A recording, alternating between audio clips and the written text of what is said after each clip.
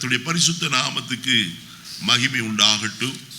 யாத்திராகமத்தின் புஸ்தகம் 14ஆம் அதிகாரம் 14வது வசனத்தை நான் வாசிக்க கேட்போம். கர்த்தர் உங்களுக்காக யுத்தம் பண்ணுவார், நீங்கள் சும்மா இருப்பீர்கள் என்றார். யார் நமக்காக யுத்தம் பண்ணுகிறது? கர்த்தர் நமக்காக யுத்தம் பண்ணுகிறார். கடந்த வாரத்திலே அதனுடைய தலைப்புகளை உங்களோடு நான் பகிர்ந்து கொண்டேன். ஏறி வருகிற சத்துருவை கர்த்தர் கடல் ஆழத்தில் அமிழ்த்து போட்டார் என்று சொன்னேன். இரண்டாவது காரியம், எதிரிட்டு வருகிற சாத்தானை அல்லது சத்துருவை கர்த்தர் தோற்கடிக்கிற தேவனாய் காணப்படுகிறார். 1 சாமுவேலின் புஸ்தகம் 17ஆம் அதிகாரம் 41வது வசனத்தையும் 48வது வசனத்தையும் வாசிக்க கேட்போம். பெலிஸ்தனும் நடந்து தாவீதண்டைக்கு கிட்டி வந்தான். பரிசையை பிடிக்கிறவன் அவனுக்கு முன்னாக நடந்தான். 48வது வசனம். அப்பொழுது அந்த பெலிஸ்தன் எழும்பி தாவீதுக்கு எதிராக கிட்டி வருகையில் தாவீது தீவிரமாய் சேனைக்கும் அந்த பெலிஸ்தனுக்கு எதிராக என்ன செய்தான்? ஓடினான். நமக்கு இந்த சம்பவம் நன்றாய் தெரியும். நான் அதனுடைய ஆழத்துக்குள்ள போக விரும்பவில்லை. ராஜாவாய் சவுல் இஸ்ரவேலை அரசாண்டு வருகிறார். அப்படிப்பட்ட சூழ்நிலையிலே பெலிஸ்தர் அவர்களுக்கு விரோதமாய் கடந்து வந்தார்கள். பெலிஸ்தனாகிய கோலியாத் சவால் விடுகிற ஒருவனாய் காணப்படுகிறான். அவன் சொன்ன வார்த்தை நம்முடைய தமிழ் பாஷையின்படி சொல்ல வேண்டுமானால், ஒத்தவா, நான் அவனை மேற்கொள்வேன், அவனுடைய சரீரத்தை ஆகாயத்து பறவைகளுக்கும் மிருக ஜீவன்களுக்கு ஒப்பு கொடுப்பேன் என்று சொல்லி அவன் சொன்னான். இரண்டாவது, அவன் செய்த காரியம், நான் வசனத்தை சுட்டி காட்டல, நேரம் கடந்து போயிருக்கு. சபிக்கிறவனாய் காணப்பட்டான். சவால் விடுகிறவன் மட்டுமல்ல, அவன் சபிக்கிறவனாய் காணப்பட்டான். வசனத்தில் வாசிக்கிறோம், அவன் தன் தேவர்களின் நாமத்தை சொல்லி காலையிலும் மாலையிலும் வந்து நின்று என்ன செய்வான்? சபிக்கிறவனாய் காணப்படுவான். இவன் சபித்தது யார் என்பதை அவன் அறியவில்லை. எல்லாரையும் சபிக்கிறது போல, எல்லாரிடத்திலும் சவால் விடுகிறது போல இஸ்ரவேல் ஜனத்துக்கு விரோதமாய் அவன் சவால் விடுகிறவனாய் காணப்பட்டான். மாத்திரமல்ல, மூன்றாவது, அவன் தாவீதை அசட்டை பண்ணுகிறவனாய் காணப்பட்டான். தோற்றத்தை பார்த்து நீ இளைஞனாயிருக்கிறாய் என்று சொல்லி அவனை அசட்டை பண்ணினான். மாத்திரமல்ல, ராஜாவாகிய சவுலோ அவனை பார்த்து சொல்கிறான், அவன் தன் சிறு பிராயம் முதல் கொண்டு யுத்த வீரனாயிருக்கிறான், நீயோ இளைஞன், உன்னாலே அவனை மேற்கொள்ள முடியாது. டிஸ்கரேஜ்மெண்ட் பண்ணின ஒரு அனுபவம் அங்கே காணப்படுகிறது. இந்த 3 காரியம். ஒன்று, அவன் அசட்டை பண்ணுகிறவனாய் காணப்பட்டான். இரண்டாவது, அவன் சவால் விடுகிறவனாய் காணப்பட்டான். மூன்றாவது, அவன் தன் தேவருடைய நாமத்தை சொல்லி என்ன செய்தான்? சபிக்கிறவனாய் காணப்பட்டான். இன்றைக்கும் இந்த உலகத்தில் இப்படித்தான் காணப்படுகிறது. தேவனுடைய பிள்ளைகளை பார்க்கிற அநேகர் இன்றைக்கு சபிக்கிறவளாய் காணப்படுகிறார்கள். உனக்கு இப்படிதான் நடக்கும், மண்ணை தூற்றி வாரி போட்டு பல விதங்களிலேயும் தூற்றி சபிக்கிற எத்தனையோ பேரை நாம் பார்க்க முடியும்.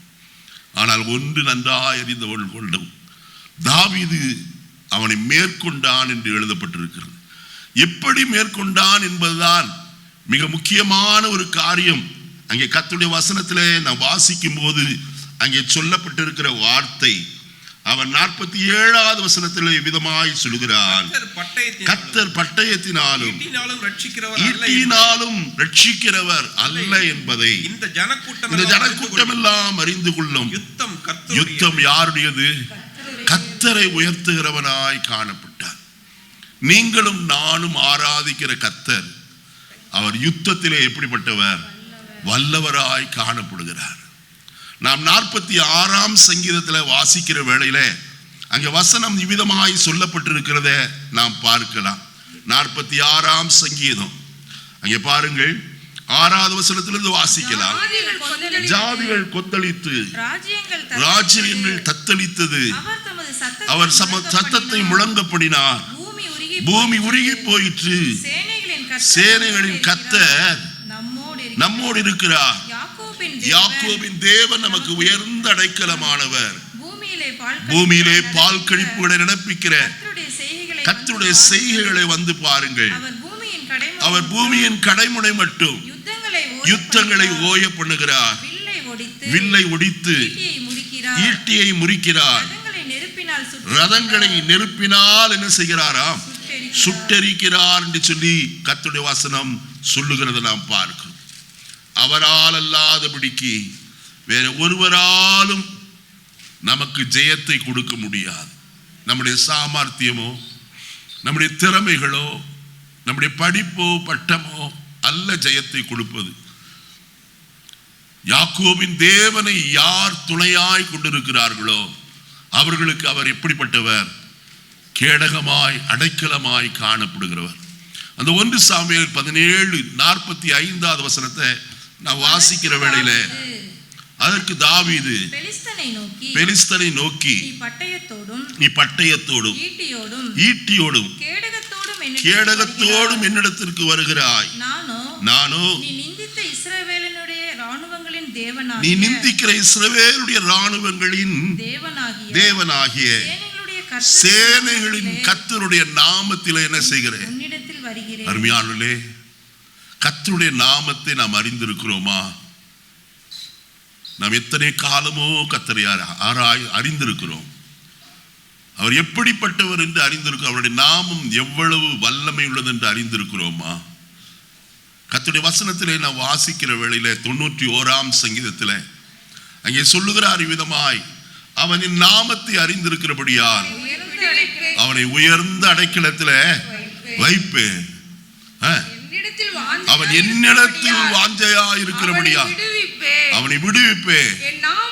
என் நாமத்தை அவன் அறிந்திருக்கிறபடியால் அவனை உயர்ந்த அடைக்கலத்தில் என்ன செய்வேன்? அடுத்தது, அவன் என்னை நோக்கி கூப்பிடுவான், நான் அவனுக்கு மறு உத்தரவு அருளி செய்வேன். ஆபத்தில் நானே அவனோடு இருந்து அவனை தப்புவித்து. பாருங்க, சத்துருக்களுக்கு முன்பதாய் கர்த்தர் தாவீதின் தலையை நிமிர்ந்து நடக்க பண்ணினார். ஒரு நாள் உங்களை வெட்கப்படுத்துகிறவர் அல்ல. அருமையானே, எத்தனையோ சத்துருக்கள் இந்த ஊழியத்திற்கு விரோதமாக எழும்பினார்கள். நம்முடைய அருமையான சைமன் ஐயா ஒரு சாட்சியை ஒரு நாளிலே சொன்னதை நீங்கள் எல்லாரும் கேட்டிருப்பீர்கள். நம்முடைய மனதிலே பதிந்திருக்கும். இந்த ஆலயத்திற்கு விரோதமாய் கடந்து வரும்படிக்கு நாங்கள் போகிறோம் என்று சொன்னவர்கள் சொல்லி வாய்மூடவில்லை. ஒரு லாரி ஏறி 2 பேரும் மடிந்து போனார்கள். அருமையானே, இந்த ஊழியத்தினுடைய ஆரம்ப காலம் தொட்டு எத்தனையோ போராட்டங்களை இந்த சபை என்ன செய்திருக்கிறது? சந்தித்திருக்கிறது. ஆனாலும் கர்த்தர் எப்படிப்பட்டவர்? நல்லவர். நான் ஒருவரையும் சபிப்பதில்லை, ஒருவருக்கு விரோதமாய் நான் கர்த்தரிடத்தில் ஜெபிப்பதில்லை. ஆண்டவரே ரட்சியும், அவர்கள் உம்மை அறிந்து கொள்ள உணர்ந்து கொள்ள உதவி செய்யும்.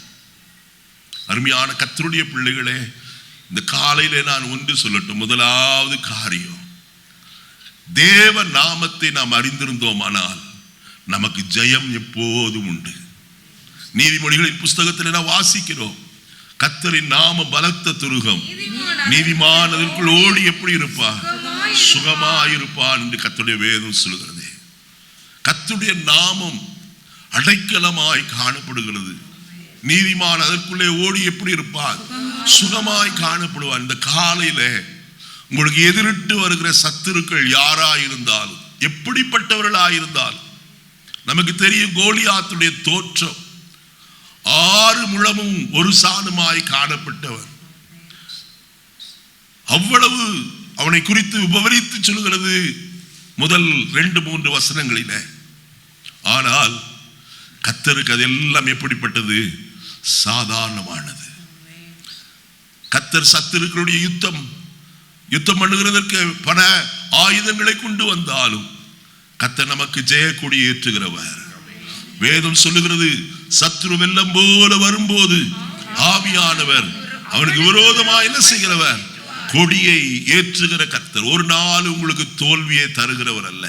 இந்த வருஷத்துடைய கடைசி நாட்கள்ல ஜெயத்தின் பாதையில கர்த்தர் உங்களை நடத்த போதுமானவராக இருக்கிறார். இனி இரண்டாவது காரியத்தை நான் உங்களுக்கு சொல்கிறேன். ஏராளமாய் எதிரிட்டு வந்த சத்துருவை கர்த்தர் மடங்கடிக்க வல்லவர். 2 நாளாகமத்தின் புஸ்தகம் 20ஆம் அதிகாரம் 2ஆம் வசனத்தையும் 12வது வசனத்தையும் வாசிக்கலாம். வந்து யோசபாத்தை நோக்கி உமக்கு விரோதமாய் ஏராளமான ஜனங்கள் கடலுக்கு அக்கறையில் இருக்கிற சீரியாவிலிருந்து வருகிறார்கள். இதோ அவர்கள் எங்கேதியாகிய ஆசாசோன் தாமாரில் இருக்கிறார் என்று அறிவித்தார்கள். எவ்வளவு பேர் வருகிறார்களா? ஏராளமான கூட்டத்தார். நான் இந்த காலையில ஒன்று சொல்லட்டும். உன் பக்கத்தில் 1000 பேரும் உன் வலதுபுறத்தில் 10,000 பேரும் விழுந்தாலும் அது உன்னை அணுகாது. உன் கண்களால் மாத்திரம் நீ அதை பார்த்து துன்மார்க்கருக்கு வரும் பலனை காண்பாய். கர்த்தர் எவ்வளவு நல்லவர். கர்த்தரை துதிப்போமா? அவரை போல நல்லவர் இல்லைங்க. சத்துருக்கள் நம்மை சூழ்ந்திருக்கலாம், நமக்கு எதிரிட்டு ஏராளமான ஜனமாய் வந்திருக்கலாம். ஆனால் கர்த்தர் நம்முடைய பட்சத்தில் இருக்கிறார் என்பதை அறிய வேண்டும். கர்த்தர் யாருடைய பட்சத்தில் இருக்கிறார்? அங்க வசனத்துல நான் வாசிக்கும் போது 3வது வசனத்துல, அப்பொழுது யோசபாத் பயந்து கர்த்தரை தேடுகிறதற்கு ஒருமுகப்பட்டு யூதாவெங்கு உபவாசத்தை கூறுவித்தார். முதலாவது அவன் பயந்தான். ஆனால் அவன் செய்த காரியம் கர்த்தரை தேடுகிறதற்கு ஒருமனப்பட்டான் என்று எழுதப்பட்டிருக்கிறது. எங்கே ஒரு மனம் உண்டோ அங்கே ஜெயம் உண்டு. ஒரு மனம் இல்லாத இடத்துல கர்த்தர் கிரியை செய்ய முடியாது. குடும்பமானாலும் சரி, கணவன் மனைவிக்குள்ளானாலும் சரி, சபையிலானாலும் சரி, ஒருமனப்பட வேண்டியது அவசியமாயிருக்கிறது. கர்த்தருடைய வேதத்தில் நான் வாசிக்கிறோம். அப்போஸ்தலர் 2ஆம் அதிகாரத்தில் அவர்கள் எல்லாரும் ஒருமனப்பட்டு ஓரிடத்தில் என்ன செய்தார்கள்? கூடி வந்திருந்தார்கள். வசனம் சொல்லுகிறது, அப்பொழுது கலத்த காற்றடிக்கிற முழக்கம் உண்டாகி சடுதியாய் அவர்கள் உட்கார்ந்திருந்த வீடு முழுவதும் நிறைத்தது. கர்த்தருடைய ஆவியானவர்களை நிரப்புகிறவராய் காணப்பட்டார். 3ஆம் அதிகாரத்தில் வாசிக்கும் போது முதல் சில வசனத்துல அங்க யோவானும் அருமையான பேதுருவும் தேவாலயத்திற்கு என்ன செய்தார்கள்? எதற்கு? ஜெப வேளையாகிய 9ஆம் மணி நேரத்தில் குறிப்பிட்ட நேரத்தை ஜெபத்திற்காய் ஒதுக்கி வைத்தார். இன்றைக்கு நாம் என்ன செய்கிறோம்? கர்த்தருடைய சமூகத்தில் குறிப்பிட்ட நேரம், அது 1/4 மணி நேரமோ அல்லது அரை மணி நேரமோ 1 மணி நேரமோ, ஒரு குறிப்பிட்ட நேரத்தை நமக்கென்று நாம் ஒழுங்குபடுத்திக் கொள்வோமானால் கர்த்தர் நிச்சயமாகவே ஜெயம் கொடுப்பார். அவர்கள் போனார்கள், 2 பேரும் ஒழுமனப்பட்டு. நடந்த காரியம் என்ன? அற்புதம் நடந்தது. பிறவி சப்பாடியாய் காணப்பட்டவன் இப்பொழுது எழுந்து என்ன செய்கிறான்? நடந்து குதித்து தேவனை துதித்து அவர்களுடனே கூட தேவாலயத்துக்குள்ள என்ன செய்தான்? பிரவேசிக்கிறவனாய் காணப்பட்டான். இன்னைக்கு அற்புதம் வேண்டுமா? ஜெப நேரத்தை நாம் ஒழுங்கு செய்து கொள்வோம். ஒரு சீர்படுத்துதல். இங்கே யோசபாத் செய்த காரியம் கர்த்தரை தேடுகிறதற்கு ஒருமுகப்பட்டு. எதற்கு அவன் உபவாசத்தை கூறுவித்தான் என்றால் கர்த்தரிடத்தில் சகாயத்திற்காக. இன்னைக்கு மனுஷருடைய சகாயம் விருதா. கர்த்தர் நமக்கு சகாயம் செய்ய எப்படிப்பட்டவர்? நல்லவராய் வல்லவராய் காணப்படுகிறார். அவசரத்தில் வாசிக்கிறோமே, எனக்கு ஒத்தாசி வரும் பர்வதங்களுக்கு நேராக என் கண்களை ஏறெடுக்கிறேன். வானத்தையும் பூமி உண்டாக்கின கர்த்தரிடத்திலிருந்து எனக்கு ஒத்தாசி வரும். வானத்தையும் பூமியையும் படைத்த கர்த்தரிடத்திலிருந்து எனக்கு என்ன வரும்? அது எப்படி இருக்கிறது? 124ஆம் சங்கீதத்தில் வாசிக்கும் போது அங்கே வசனம் இப்படியாய் சொல்கிறது, நம்முடைய சகாயம் வானத்தையும் பூமியையும் படைத்த கர்த்தருடைய நாமத்தில் உள்ளது. எதிலே உண்டு? கர்த்தருடைய நாமத்திலே. அவ்வளவு பயங்கரமான நாமம். இன்றைக்கு அந்த நாமத்தை நாம் எப்படி ஆராதிக்கிறோம்? பயத்தோடும் பக்தியோடும் கர்த்தருடைய நாமத்தை ஆராதிக்கிறவர்களாய் காணப்படுகிறோமா? அவரல்லாதபடிக்கு நமக்கு உதவி செய்ய வேற யார் இல்லையா? இந்த உலகத்தில் நாம் தேவைகள் மிகுந்தவர்களாய் காணப்படலாம். நெருக்கங்களும் பாடுகளும் இந்த உலகத்தில் உண்டு. ஆனாலும் கர்த்தர் நல்லவர். நாம் அவருடைய நாமத்தை நோக்கி கூப்பிடும் போது, கர்த்தருடைய வசனத்துல நான் வாசிக்கும் போது 99ஆம் சங்கீதத்தில் இப்படியாய் சொல்லப்பட்டிருக்கிறத நாம் பார்க்கலாம். 99ஆம் சங்கீதம் 6வது வசனத்தை வாசிப்போமா? அவருடைய ஆசாரியரில் மோசேயும் ஆரோனும் அவர் நாமத்தை பற்றி கூப்பிடுகிறவர்களில் சாமுவேலும் கர்த்தரை நோக்கி கூப்பிட்டார்கள். அவர் அவர்களுக்கு என்ன செய்தார்? யாரெல்லாம் கூப்பிட்டார்களா? மோசேயும் ஆரோனும் சாமுவேலும். 3 பேரும் 3 காரியத்திற்கு நிழலாட்டமாய் காணப்படுகிறார். ஆரோன் பிரதான ஆசாரியனுக்கு நிழலாட்டம், சாமுவேல் தீர்க்கதரிசிக்கு அடையாளம், மோசே தேவனுடைய மனுஷனுக்கு அல்லது அழைக்கப்பட்ட மனுஷனுக்கு அடையாளமாய் காணப்படுகிறார். தர்மியான காலைவெளியில நம்முடைய ஜீவிதத்தில் கர்த்தரை நோக்கி கூப்பிட்டால் போதும், அவர் கிரியை செய்ய போதுமானவராய் காணப்படுகிறார். 2வது யோசபாத் செய்த காரியம் 5ஆம் வசனத்திலிருந்து 13ஆம் வசனம் வரைக்கும் அவர்கள் கர்த்தருக்கு 13ஆம் வசனத்தின் கடைசி பகுதியில் அவர்கள் குமாரரோடு கூட கர்த்தருக்கு முன்பாக நின்றார்கள். இன்னைக்கு நாம் யாருக்கு முன்பாக நிற்கிறோம்?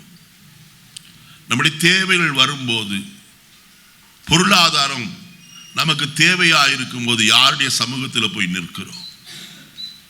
உடனே நமக்குள்ள ஒரு யோசனை வருகிறது, கடன் வாங்கி விடலாமா, லோன் கிடைக்குமா? பிரியமானவர்களே, அதல்ல. முதலாவது கர்த்தரை தேட வேண்டும். வசனத்தில் வாசிக்கிறோம், கர்த்தரிடத்திலே சகாயம் தேட உபவாசித்தார்கள். 2வது இங்க சொல்லப்பட்டிருக்கிறது, கர்த்தருக்கு முன்பாக நின்றார்கள். ஆபிரகாமை குறித்து வசனத்தில் வாசிக்கும் போது அங்கே ஆதியாகமத்தின் புஸ்தகத்தில் அவன் கர்த்தருக்கு முன்பாய் என்ன செய்தான்? நின்று கொண்டிருந்தான் என்று எழுதப்பட்டிருக்கிறத நாம் பார்க்கிறோம்.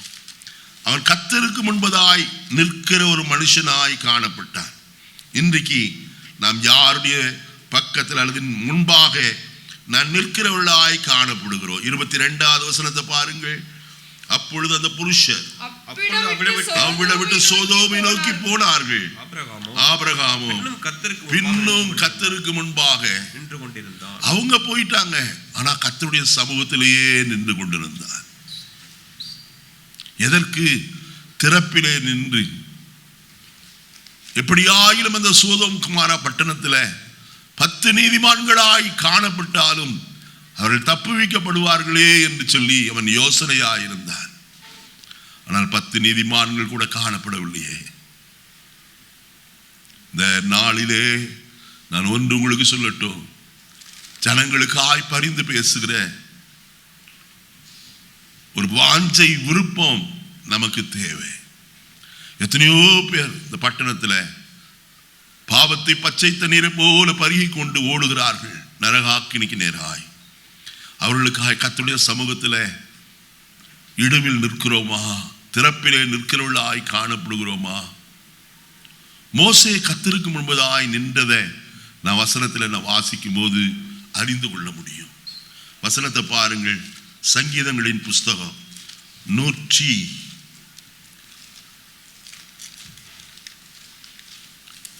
106ஆம் சங்கீதம் 23வது வசனத்தை வாசிப்போம். ஆகையால் அவர்களை நாசம் பண்ணுவேன் என்றார். அவர்களை நாசம் பண்ணுவேன் என்றார். அவரால் தெரிந்து கொள்ளப்பட்ட மோசே, அப்பொழுது அவரால் தெரிந்து கொள்ளப்பட்ட மோசே அவர்களை அவர் அழிக்காதபடிக்கு அவருடைய உக்கிரத்தை ஆற்றும் பொருட்டு அவருக்கு முன்பாக திறப்பிலே என்ன செய்தார்? கர்த்தருடைய உக்கிர கோபம் எவ்வளவு பயங்கரமானது. மோசேயே, என்னை விட்டு விடு, இந்த ஜனத்தை நான் என்ன செய்கிறேன்? அழித்து விடுகிறேன். ஆனால் மோசே கர்த்தருக்கு முன்பதாய் போய் நின்று வாதாடுகிறார். தன்னை கிரயமாய் கொடுத்து அவன் ஜெபிக்கிறதை நாம் பார்க்கிறோம்.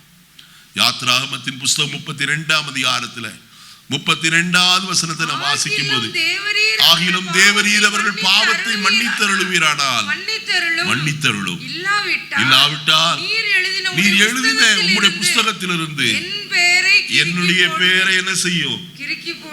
அப்போ மோசேக்கு ஒரு நல்ல உறுதிப்பாடு இருந்தது.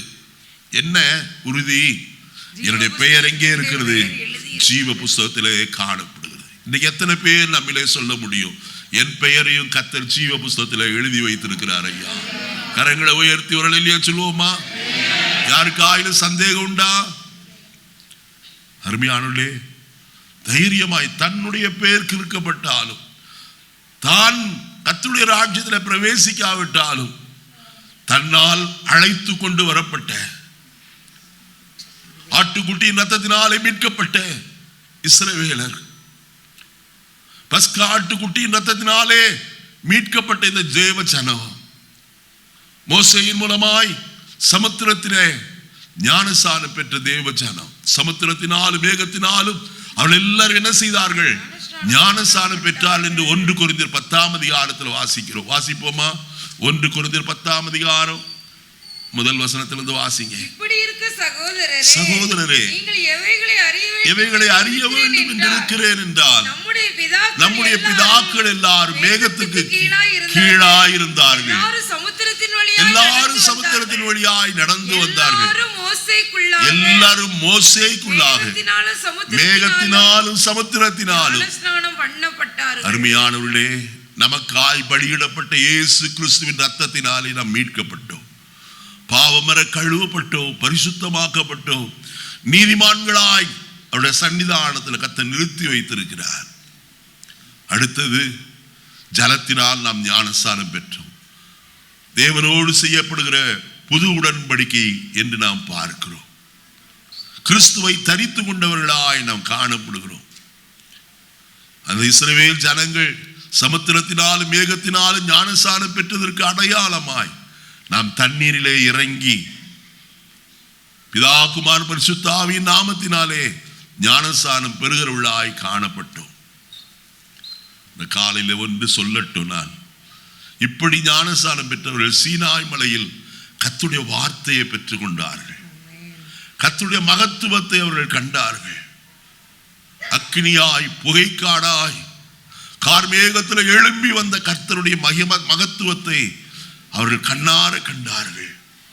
இப்படி எல்லாம் கண்டவர்கள் தான் அவர்கள் மோசே கர்த்தருடைய சன்னிதானத்தில் கற்பனையை பெற்றுக் கொள்ளும்படிக்கு மேலே ஏறின போது 40 நாள் இரவும் பகலும் அவர் கீழே இறங்கி வரவில்லை. உடனடியாய் ஜனங்கள் எல்லாரும் சொன்னார்கள், நம்மை வழிநடத்தி கொண்டு வந்த மோசேக்கு என்ன சம்பவித்ததோ தெரியவில்லை, ஆகையால் ஒன்று செய்வோம், நமக்கு முன் செல்லும் தெய்வங்களை நமக்கு என்ன செய்வோம்? உண்டு பண்ணுவோம். கன்று குட்டியை உண்டு பண்ணினார்கள். அது அவர்களுக்கு பாவமாய் மாறிற்று. ஆசாரியனாய் காணப்பட்ட ஆரோன், அங்கே வசனம் சொல்லுகிறது, அவர்கள் புசித்து குடித்து அவர்கள் நடனமாடி கொண்டிருந்தார்கள். ஆரோனை குறித்து சொல்லுகிறது, ஆரோன் அவர்களை நிர்வாணமாக்கி இருந்தார். எவ்வளவு பயங்கரமான காரியம்! கர்த்தருக்கு அருவருப்பு, நிர்வாணம். ஒரு ஆசாரியன் விதமாய் செய்தான்.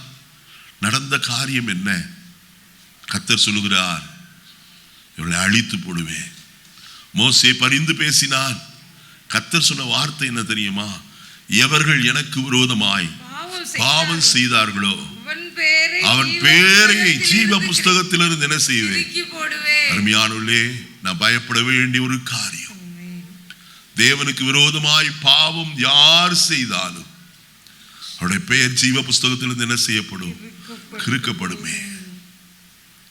ஜீவ புஸ்தகத்தில் பேர் எழுதப்பட்டவனாய் காணப்படாதவன் எவனோ அவன் அக்கினி கடலிலே தள்ளப்பட்டான் என்ற முடிவை குறித்து சொல்லப்பட்டிருக்கிறது. வசனத்தில் என்ன வாசித்தோம்? அருமையான யோசபாத் கர்த்தருக்கு முன்பதாய் நின்றார்கள். கர்த்தர் செய்த காரியம் என்ன?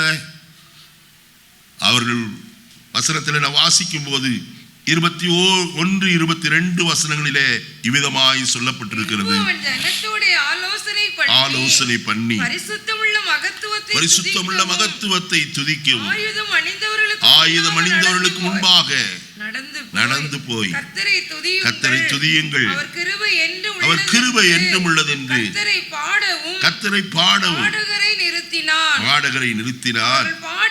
அவர்கள் பாடி துதி செய்ய தொடங்கின போது கர்த்தர் ஒருவர் பட்டயத்தை ஒருவருக்கு விரோதமாய் எழும்ப பண்ணினதினால் அவர்கள் வெட்டுண்டு விழுந்தார்கள்.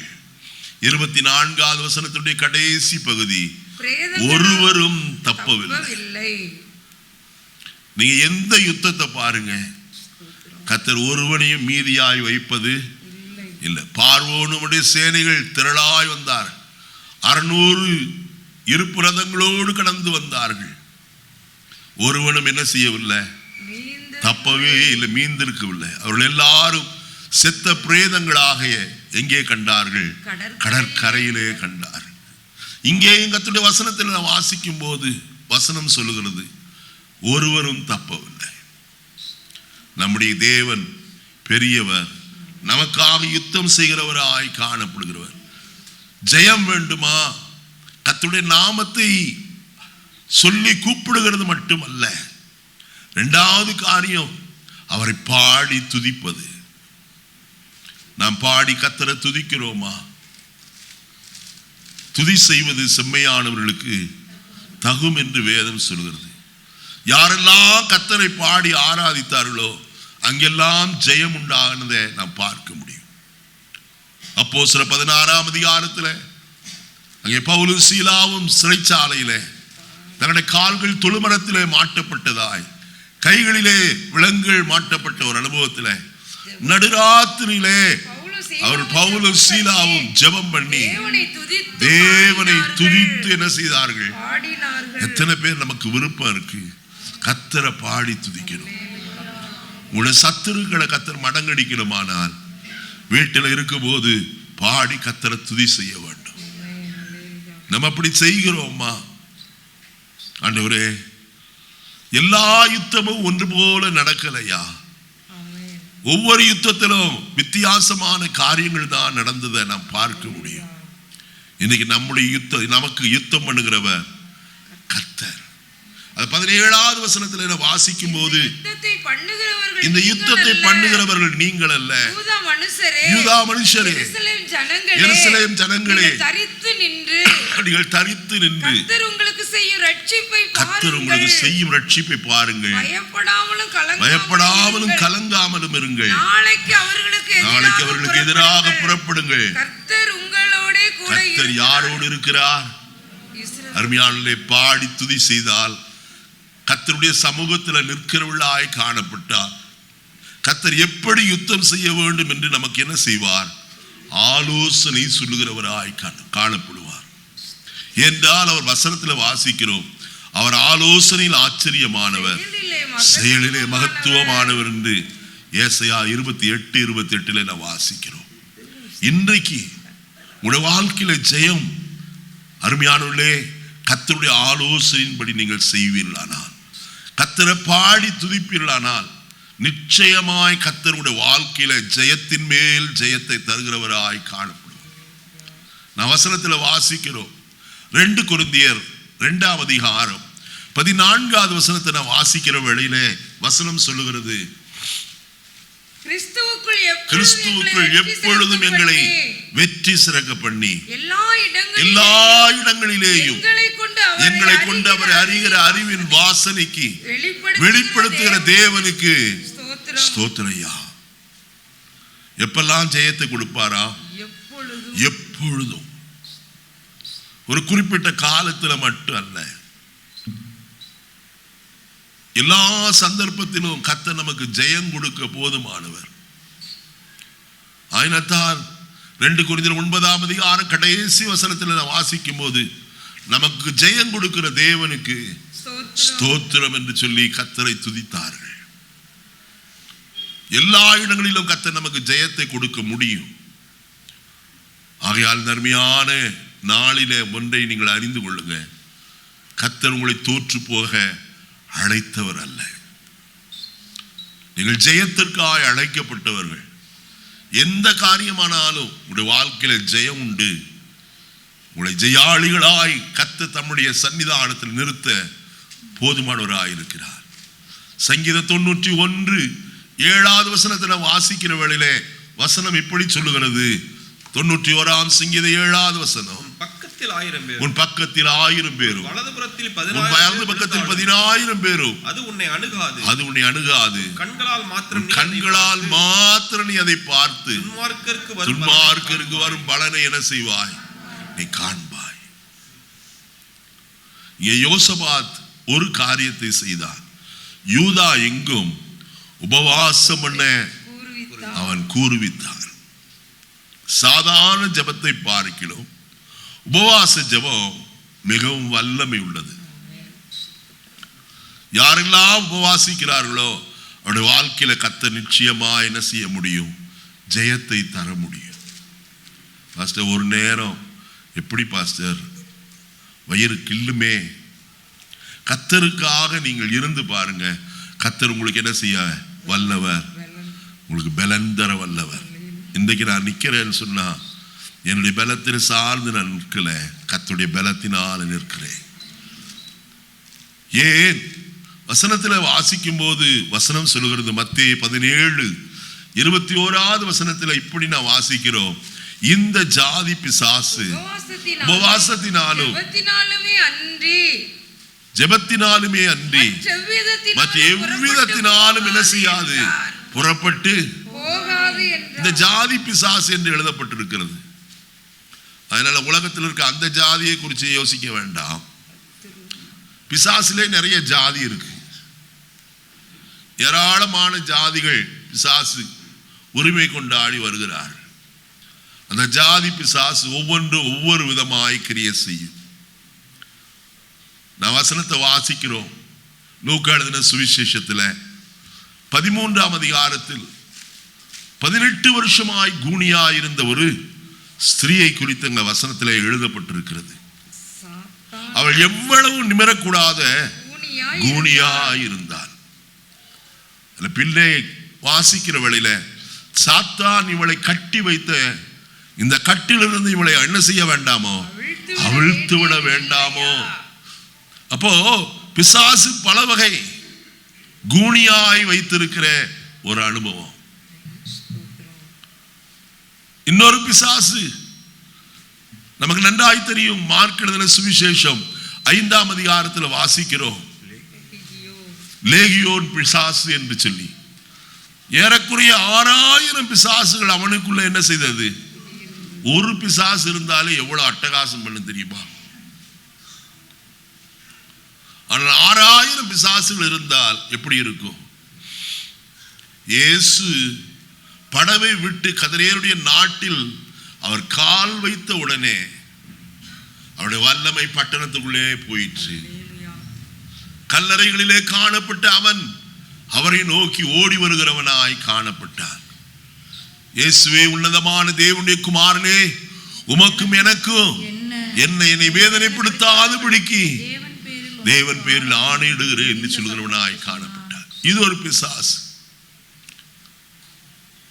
இன்னொரு பிசாசு தீயிலும் தண்ணீரிலும் அவனை அமிழ்த்து கொல்ல பார்க்கிற ஒரு பிசாசு. அருமையானே, எல்லா பிசாசுடைய போராட்டத்தில் இருந்தும் ஜெயம் நமக்கு கிடைக்க வேண்டுமானால் நாம் செய்ய வேண்டிய காரியம் உபவாசித்து ஜெபிக்க வேண்டியது. மறைமுகமாய் நம்முடைய குடும்பங்களிலே பிசாசு கிரியை செய்கிறவனாய் காணப்படுவான். அவசியமில்லாத தர்க்கங்களை கொண்டு வருவான், பிரச்சனைகளை கொண்டு வருவான். ஆனால் ஒன்று, உபவாசித்து நாம் ஜெபிப்போமானால் கர்த்தர் ஜெயத்தோடு கூட நம்மை நடத்த போதுமானவராய் காணப்படுவார். நான் அடுத்த காரியத்துக்குள்ள கடந்து போக விரும்புகிறேன்.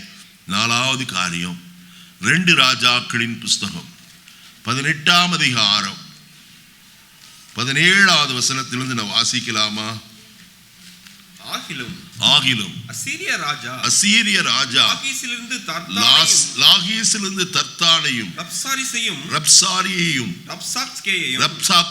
பெரிய சேனையோட எருசலேமுக்கு எசேக்கியா ராஜாவிடத்தில் அனுப்பினான். ஏராளமாய் கூடி வந்த சத்துரு, பெரிய கூட்டம். அருமையானவர்களே, கொஞ்ச நஞ்ச பேர் அல்ல. அசீரிய ராஜாவாகிய சனகரீம் தன்னுடைய போர்ப்படை தளபதியாகிய ரப்சாக்கேயும் மற்ற தளபதிகளையும் எசேக்கியா ராஜா அரசாண்ட இஸ்ரவேலுக்கு விரோதமாய் அனுப்புகிறவனாய் காணப்பட்டார். எசேக்கியா செய்த காரியம் என்ன தெரியுமா? அவன் வசனத்தில் நான் வாசிக்கும் போது அவன் செய்த காரியம் மிகுந்த ஆச்சரியமாய் காணப்படும். வசனத்தை வாசிப்போம். 2 நாளாகமத்தின் புஸ்தகம் 32ஆம் அதிகாரம் 7-8 வசனங்களை வாசிக்கலாம். நீங்கள் திடன் கொண்டு தைரியமாயிருங்கள்.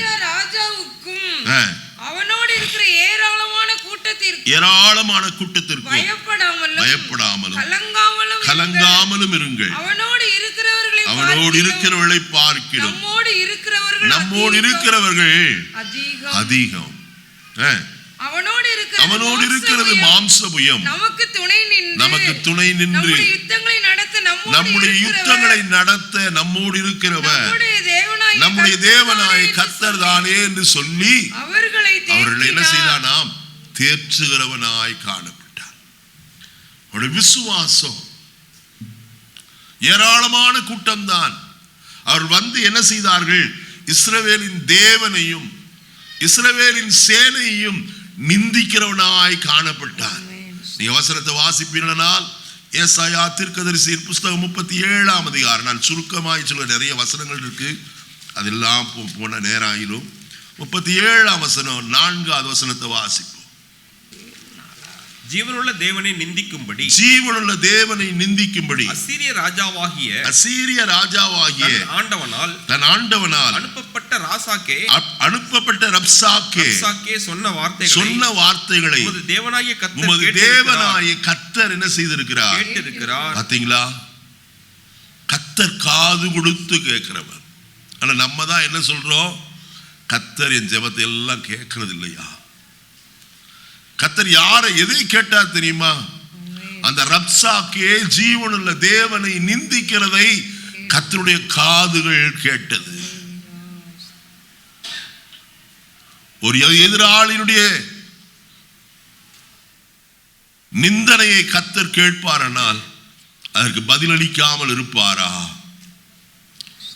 உங்கள் எதிராளி யார் என்று எனக்கு தெரியாது, ஆனால் அவர்கள் பேசுகிற தேவன் ஜீவனுள்ள தேவன் என்பதை இந்த காலையில் நாம் அறிந்து கொள்ள வேண்டும். அவர் நமக்கு ஜெயம் கொடுக்க போதுமானவர் ஆயிருக்கிறார். செய்த காரியம் என்ன? வசனத்தில் நான் வாசிக்கும் போது அங்க வசனம் ஏசாயா தீர்க்கதரிசியினிடத்தில் ஆள் அனுப்பி அங்கே சொல்லுகிறான், எசேக்கியா இன்னும் மீதியா இருக்கிறவர்களுக்காக என்ன செய்யும்? ஜெபம் பண்ண வேண்டும் என்று சொன்னார். எசேக்கியா ராஜா எதிலே நம்பிக்கையா இருந்தால்? ஜெபத்திலே நம்பிக்கையாய் காணப்பட்டார். நீ வசனத்தை வாசிப்பீர்களானால் வசனத்தில் இவ்விதமாய் சொல்லப்பட்டிருக்கிறது. வாசிப்போமா? அங்கே 2 நாளாகமும் 32ஆம் அதிகாரம் 20வது வசனத்தை நான் வாசிக்கலாம். 2 நாளாகமும் 32:20. இது நிமித்தம் ராஜாவாகிய எசேக்கியாவும் ஆமோசின் குமாரனாகிய ஏசாயா தீர்க்கதரிசியும் பிரார்த்தித்து வானத்தை நோக்கி அபயமிட்டார்கள். எதை போய் அபயமிட்டார்கள்? வானத்தை நோக்கி அபயமிட்டார்கள். ஒரு காரியத்தை ஞாபகம் விட்ட வேண்டும் விரும்புகிறேன். கர்த்தருடைய வசனம் விதமாய் சொல்கிறது, சாலமோன் தேவனுடைய ஆலயத்தை கட்டி அவன் பிரதிஷ்டை செய்கிற நாள்ல அவன் கர்த்தரை நோக்கி ஜெபித்த ஒரு ஜெபம். அநேக முறை அந்த வார்த்தையை சொல்லி சொல்லி ஜெபிக்கிறார். பரலோகத்தில் இருக்கிற தேவனே நீர் அதை கேளும். நமக்கு இயேசுவும் கற்றுக் கொடுத்த ஒரு ஜெபம், பரமண்டலங்களில் இருக்கிற எங்கள் பிதாவே. கர்த்தரை நோக்கி ஜெபம் பண்றோமா? மனுஷர் அல்லங்க, பரலோகத்தில் ஒருவர் இருக்கிறார். அவர் எப்படிப்பட்டவர்? 115ஆம் சங்கீதம் 3வது வசனத்தை வாசிப்போம். நம்முடைய தேவன் பரலோகத்தில் இருக்கிறார், தமக்கு சித்தமான யாவற்றையும் அவர் செய்கிறவராய் காணப்படுகிறார். இன்னைக்கு காலை வேளையிலே அவருடைய சித்தம் இந்த பூமியிலே உங்களிடத்திலே செய்யப்படுவதாக. ஒரு அல்லேலூயா சொல்ல மாட்டீங்களே? கேட்கறதோடு சரி, நாங்க வாயே திறக்க மாட்டோம். நல்ல கவனிக்கணும். கர்த்தர் தம்முடைய சித்தத்தை, பரலோகத்தின் சித்தத்தை பூமியில நடப்பிக்கிற கர்த்தர்.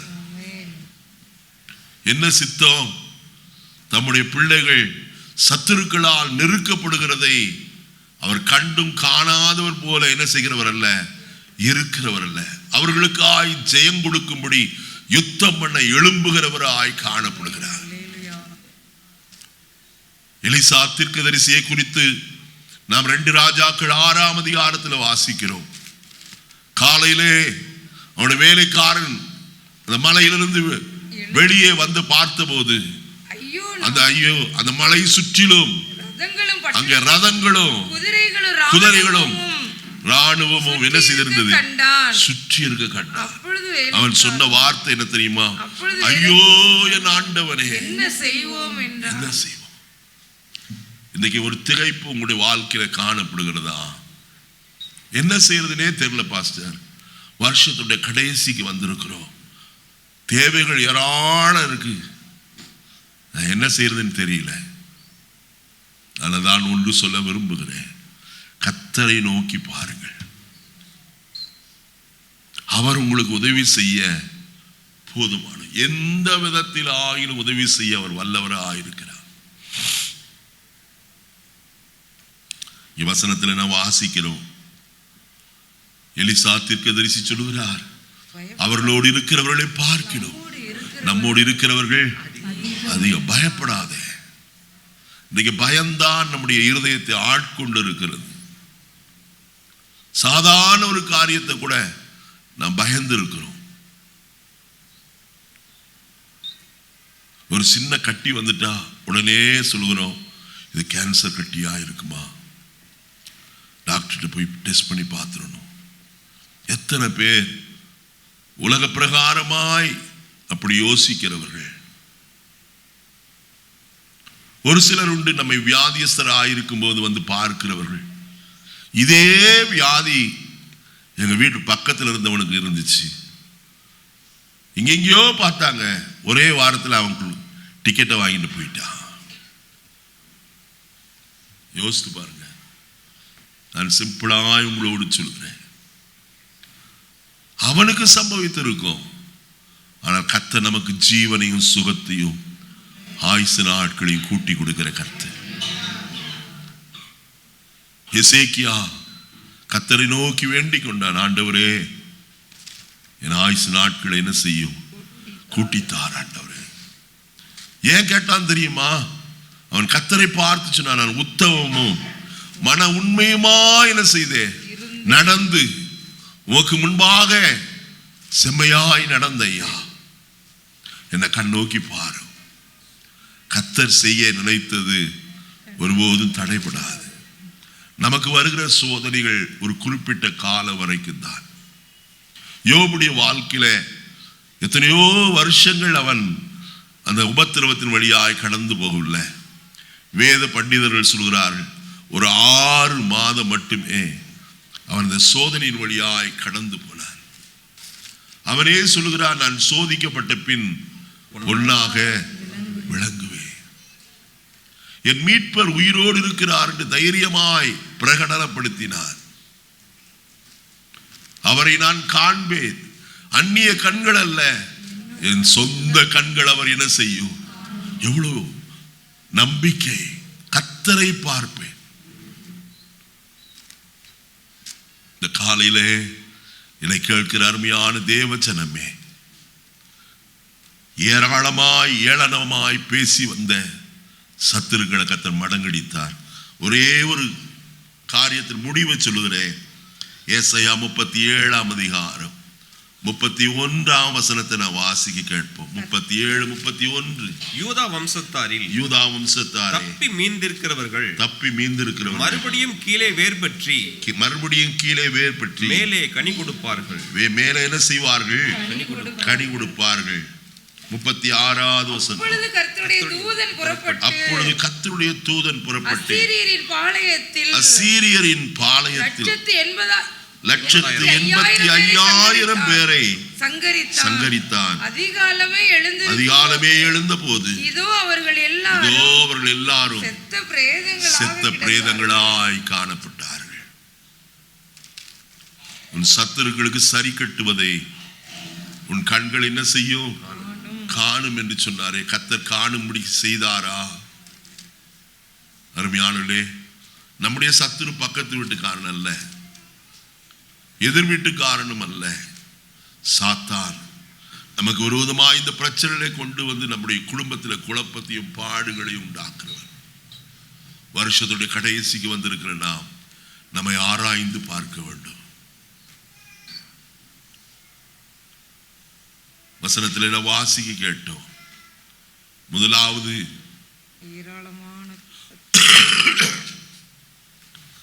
ஏறி வருகிற சத்துருவை கர்த்தர் மடங்கடித்தார். ஏராளமாய் எதிரிட்டு வந்து சத்துருவை மடங்கடித்தார். ஏளனமாய் பேசி வந்த சத்துருவை கர்த்தர் மடங்கடித்தார். எண்ணிக்கைக்கு அடங்காத ஒரு சத்துரு இருக்கிறார். நேரம் இல்லை, பேசினால் நேரம் கடந்து போய்விடும். நேபுகாத் நேச்சார் தன் பெரிய சேனையோடு கூட இஸ்ரவேலுக்கு விரோதமாய் வந்து என்ன செய்தார்? முற்றுகை போடுகிறவனாய் காணப்பட்டார். 2 ராஜாக்கள் 25ஆம் அதிகாரம் முதல் வசனம் 1-2 வசனத்தை மட்டும் நான் சொல்லி நிறைவு செய்கிறேன். அவன் ராஜ்யபாரம் பண்ணும் 9ஆம் வருஷம் 10ஆம் மாதம் 10ஆம் தேதியிலே பாபிலோன் ராஜாவாகிய நேபுகாத் நேச்சார் எல்லா ராணுவமும் எருசலேமுக்கு விரோதமாய் வந்து அதற்கு எதிரே பாளையம் இறங்கி சுற்றிலும் அதற்கு எதிராக கொத்தளங்களை கட்டினார்கள். சுற்றிலும் கொத்தளங்களை போட்டார். நீ வீட்டில் போய் நல்லா வாசித்துக் கொள்ளுங்க. முதலாவது அவன் செய்த காரியம் என்ன தெரியுமா? சிதேக்கியா ராஜாவை பிடித்தான். 6-7 வசனங்களை வாசிப்போம். அவன் ராஜாவை பிடித்து ரிப்லாவில் இருக்கிற பாபிலோனின் ராஜாவிடத்திற்கு கொண்டு போய் அவனை நியாயம் தீர்த்து சிதேக்கியாவின் குமாரரையும் கண்களுக்கு முன்பாக வெட்டி போட்டு சிதேக்கியாவின் கண்களை என்ன செய்தார்? பிசாசு இன்றைக்கு செய்கிற மிக பயங்கரமான ஒரு காரியம், தேவ ஜனத்தினுடைய கண்களை குருடாக்குவது. 2 கொரிந்தியர் 4ஆம் அதிகாரம் 4வது வசனத்தை வாசிப்போமா? 2 கொரிந்தியர் 4:4. தேவனுடைய சாயலாய் இருக்கிற கிறிஸ்துவின் மகிமையான சுவிசேஷத்தின் ஒளி அவிசுவாசிகளாய் அவர்களுக்கு பிரகாசமாயிராதபடிக்கு பிரபஞ்சத்தின் தேவனானவன் அவர்களுடைய மனதை குருடாக்கினார். எதை குருடாக்குறார்? மனது. வசனத்தை அறியக்கூடாதபடிக்கு இன்றைக்கு அநேகர் குருட்டாட்டத்திலே காணப்படுகிறார்கள். வசனத்தை சொன்னாலும் அவர்களுக்கு ஏறுகிறது இல்லை. நீங்க சொல்றீங்க, அவங்க அப்படி சொல்றது இல்லையே. நம்ம என்ன வேற பைபிளை வச்சுட்டு போதிக்கிறோம்? இதே வேதத்தை கொண்டுதான், அவர்கள் வைத்திருக்கிற அதே வேதத்தை கொண்டுதான் நாம் போதிக்கிறோம். ஆனால் அதை அறியக்கூடாதபடி, மகிமையான சுவிசேஷத்தின் ரகசியத்தை அறியக்கூடாதபடிக்கு இப்பிரபஞ்சத்தின் தேவனாகிய பிசாசானவன் அவனுடைய மனதின் கண்களை என்ன செய்கிறவன்? குருடாக்குறான். நீ எங்கெல்லாம் பாருங்க, ஏவாளுடைய கண்கள் என்ன செய்தது?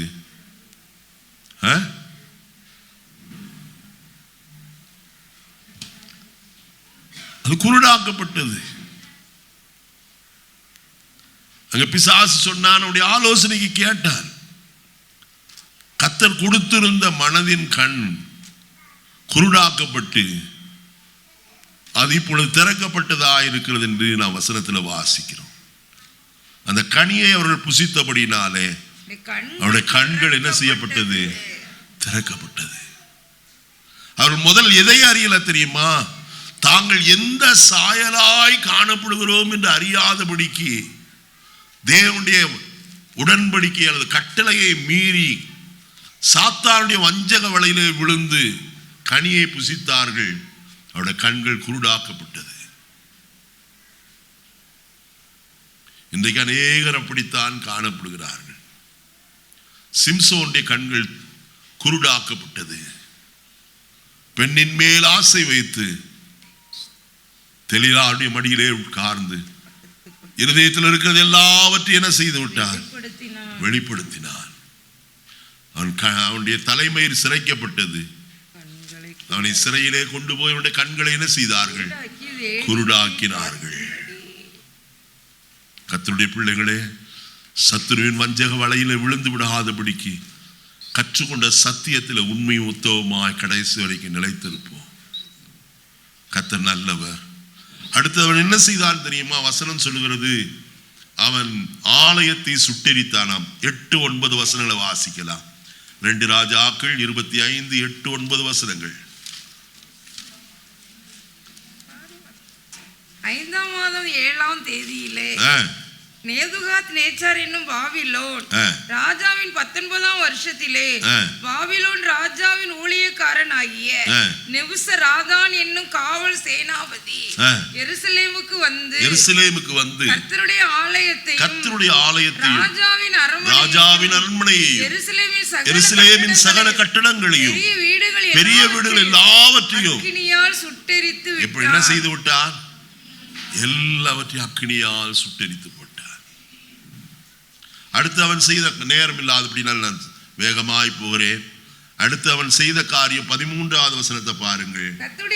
கர்த்தருடைய ஆலயத்தில் இருந்த வெண்கல தூண்களையும் அதிலிருந்த ஆதாரங்களையும் கர்த்தருடைய ஆலயத்திற்கு வெண்கல தொட்டியையும் கல்தேயர் என்ன செய்தார்கள்?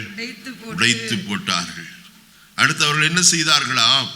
அந்த பனிமுட்டுகள் எல்லாம் பாபிலோனுக்கு எடுத்துக்கொண்டு போனார்கள்.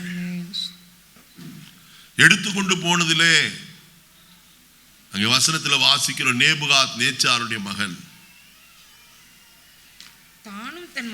அங்க வசனத்தில் என்ன வாசிக்கிறோம்? அவனும் அவன் மறுமனை ஆட்டிகளும் ஒன்றாய் சேர்ந்து கர்த்தருடைய ஆலயத்திலே இருந்து எருசலேமிலிருந்து கொண்டு போன அந்த பொன்வெள்ளி பாத்திரங்களிலே குடித்து தானும் தன் பிரபுக்களும் தன் மனைவிகளும் வைப்பாட்டிகளும் குடிக்கிறதற்காக அவனை கொண்டு வரும்படி என்ன செய்தார்? எல்லாரும் அதிலே குடித்தார்கள். அன்றைக்கு ராத்திரி நடந்த காரியம் என்ன தெரியுமா? பெல்சாத்சார் கொலை செய்யப்பட்டார். எல்லாம் குடித்து வரித்திருந்தார்கள். கோட்டை கதவை அடைக்க மறந்து விட்டார்கள். சத்துரு உள்ளே புகுந்தான். பெல்சாத்சார் என்ன செய்து போட்டார்கள்? கொன்று போட்டார்கள். பாபிலோனை அவர்கள் சிறைப்பிடித்தார்கள். நான் ஒன்று சொல்லுகிறேன், நீங்களும் நானும் கர்த்தருடைய ஆலயத்தில் இருக்கிற விலையேற பெற்ற பாத்திரங்களாய் காணப்படுகிறோம். இந்த பாத்திரம் என்ன செய்யக்கூடாது? அசுசிப்படக்கூடாது. சத்துருவின் பாத்திரங்களாய் நம்முடைய ஜீவிதம் ஒரு நாளும் செயல்படக்கூடாது. பாவத்தை செய்யும்படி, அசுத்தத்தை செய்யும்படி இந்த சரீரமாய ஆலயத்தை காத்து கொள்ள வேண்டியது அவசியம். நீங்கள் தேவனுடைய ஆலயமாய் இருக்கிறீர்கள் என்றும் தேவனுடைய ஆவி உங்களில் வாசமாய் இருக்கிறார் என்றும் அறியாதிருக்கிறீர்களா? ஒருவன் தேவனுடைய ஆலயத்தை கெடுத்தால் அவனை தேவன் என்ன செய்வார்? கெடுப்பார். தேவனுடைய ஆலயம் எப்படிப்பட்டது? பரிசுத்தமானது. சாதாரணம் தாங்க.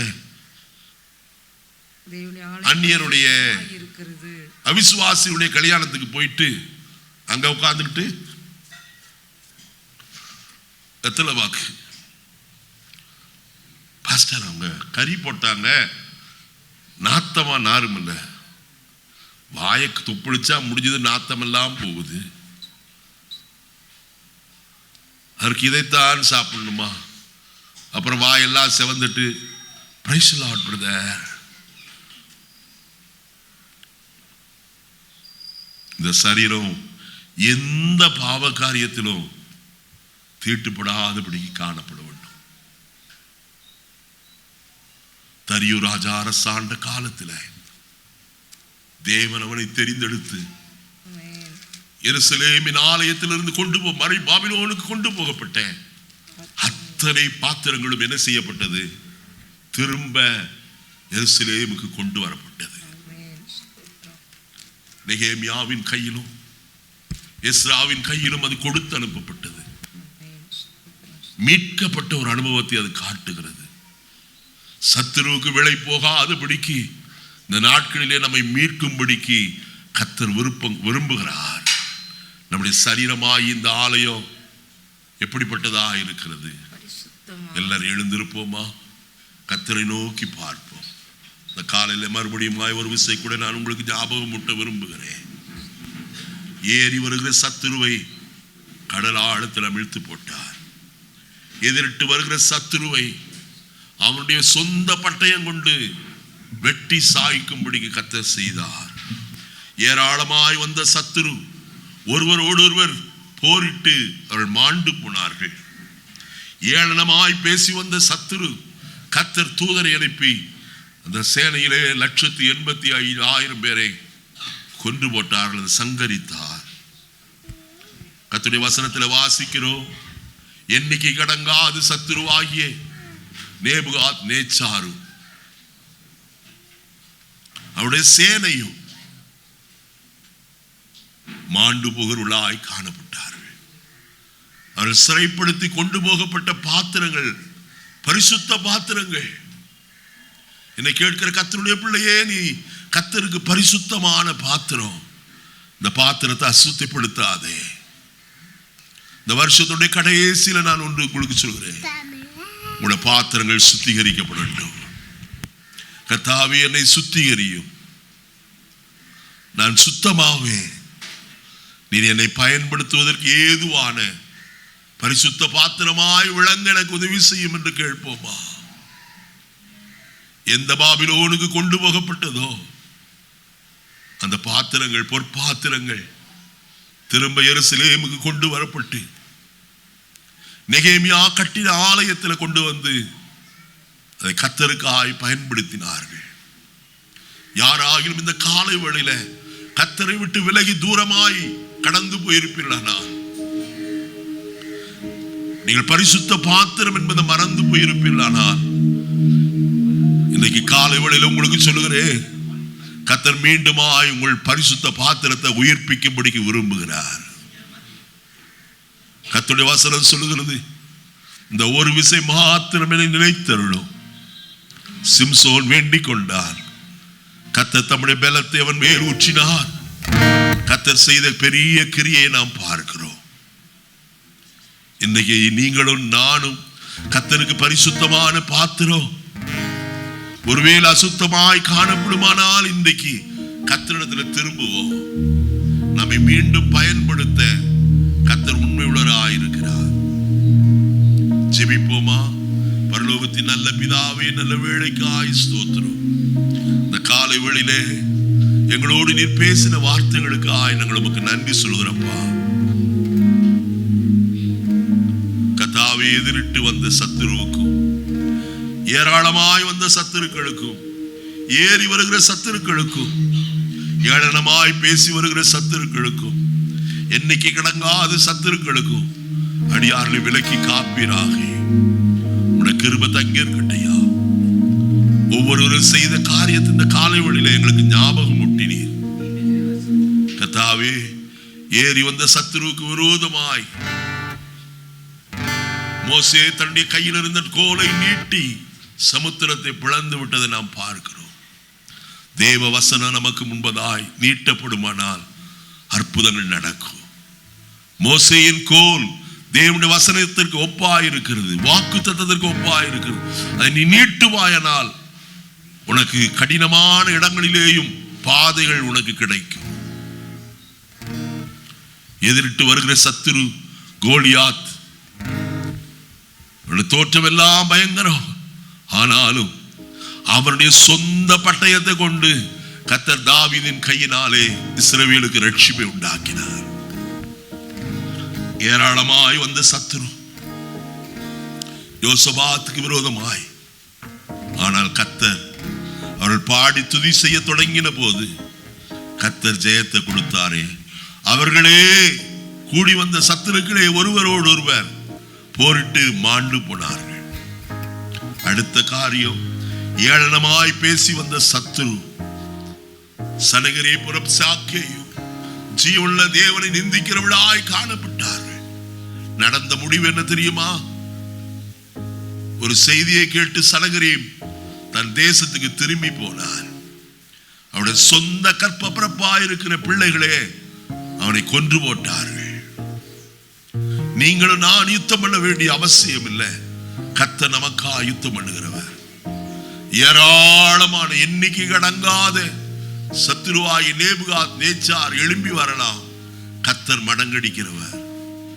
எவைகள் எருசலேமிலே இருந்து பரிசுத்த பாத்திரங்கள் பாபிலோனுக்கு கொண்டு போகப்பட்டதோ அவள் திரும்ப கொண்டு வரப்பட்டது. கர்த்தருடைய ஆலயத்தில் வைத்து பரிசுத்த பணிமுட்டுகளோடு அதையும் சேர்த்து கர்த்தருக்கு பணிவிடை செய்தார்கள். ஜெபிப்போமா? பரலோகத்தின் நல்ல பிதாவே, நல்ல வேளைக்காய் ஸ்தோத்திரம். இந்த காலையில் எங்களை தாழ்த்தி உடைய கரத்தில் ஒப்பு கொடுக்கிறோம். உடைய கிருபை தங்கி இருக்கட்டையா. வசனத்தை கேட்டு ஒவ்வொருவரையும் ஆசீர்வதியும். உடைய சிறையின் கீழ் மறைத்துக் கொள்ளும். நம்முடைய பிள்ளைகளுக்கு விரோதமாய் எழும்புகிற சத்துரு எவ்விதமாய் எழும்பினாலும் அவள் எல்லாரும் மடங்கடிப்பதற்கு நீர் உண்மை உள்ளவர். காரணம், கர்த்தர் உங்களுக்கு யுத்தம் பண்ணுவார் என்று சொன்னிருக்கிறீரே. உண்மை நாங்கள் நம்புகிறப்பா. நீர் அப்படியே செய்யும். இந்த வருஷத்தில் கடைசியில அதை செய்து உடைய நாமத்தை மகிமைப்படுத்தும். இயேசுவின் நாமத்தில் பிதாவே.